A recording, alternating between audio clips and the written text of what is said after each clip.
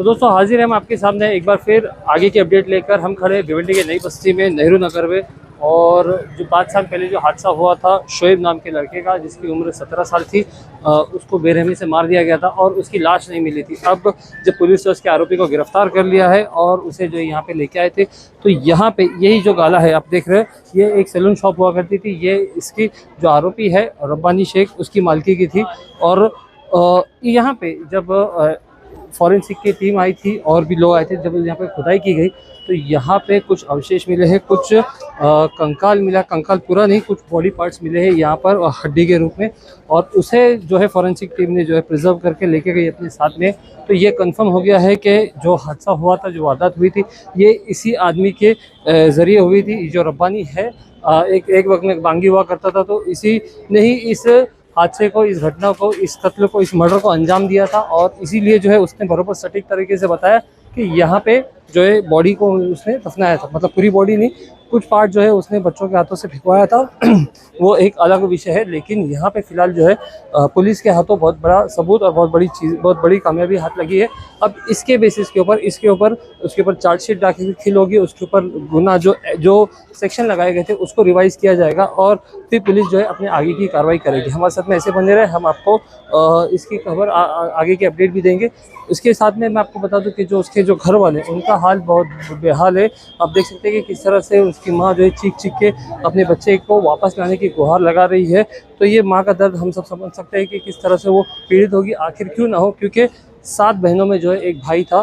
तो आप समझ सकते हो कि क्या उस माँ के ऊपर बीत रही होगी। हमारे आप पहले अपना पूरा नाम बताइए। खालिदा रशीद शेख। बच्चे का नाम शोएब रशीद शेख। क्या हुआ घटना, ये कैसे क्या हुआ? कभी पता ही मालूम नहीं था, कैसा गया, क्या हुआ। जुम्मा का दिन था, मेरा बच्चा यहाँ पे बैठा था सीढ़ी पे, तो मैं बाजार से आ रही थी, बेटे चलो बोले तो हमें आ रहा चले गए। फिर आया नहीं, मैं देर तक यहाँ बैठी, आई हो दोबारा, मेरा बच्चा आया ही नहीं। तो बच्चे लोग तो बच्चे बताए कि कहीं तो गया हूँ, आएगा ऐसा बोले जान लेता।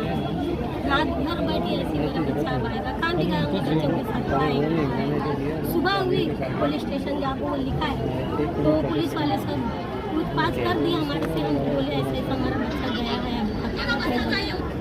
तो वहाँ से वो रिपोर्ट लिखो दिए। पुलिस वाले सब उसके हमको बार बार बुलाते थे, हम लोग जाते थे, कुछ पता ही नहीं लगा। बोले अब 2 साल दिन हो गया, तो 2 साल के बाद हम अजमेर शरीफ गए थे।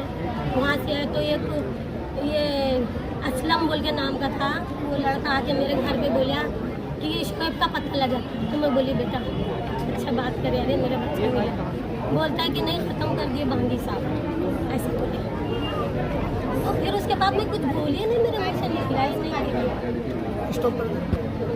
फिर उसके बाद में से दीना भाई बोले करते हैं, अरे 2 साल दिन हो गया उसको कि बांगी ऐसा करा था, कहते पता नहीं लगा था हम लोग को भी। हम लोग बोले ऐसा बोले घर पे दीना भाई को। मैं बोली दीना भाई तुम इतने बड़े काउंसिलर थे मोहल्ले में, हम 40-50 साल से, तो तुम मेरे को बताए नहीं? तुम्हारी औलाद रहती तो चुप बैठते थे, तो मेरे को जरा बताते तो हम भी कुछ करते थे ना। हमको भी एक होता था ना, कुछ भी एक आए घर पे मस्जिद में से निकाल दी, पता नहीं, हम लोग को मालूम नहीं। हम सोचते थे कुछ हुआ, हमको क्या मालूम हमको 2 साल, अब ये 3रा साल है, 2 साल बाद मालूम पड़ा। वो गायब होने के बाद 2 साल के बाद मालूम पड़ा। तो 2 साल तक दीना भाई को मालूम था, कहते बताए नहीं होगा। हाँ हौसला नहीं, सामने बोलती हूँ मैं। आरोपी को पकड़ कर लाए, अभी आपकी क्या मतलब मांग है कि मतलब आरोपी को कैसा फांसी की सजा होनी चाहिए और क्या होना चाहिए, फांसी होनी चाहिए, और जो निर्दोष थे सबको सजा होनी चाहिए। हमारे साथ बन रहे हैं, मैं फिरोज मेमन द वॉइस से, थैंक यू।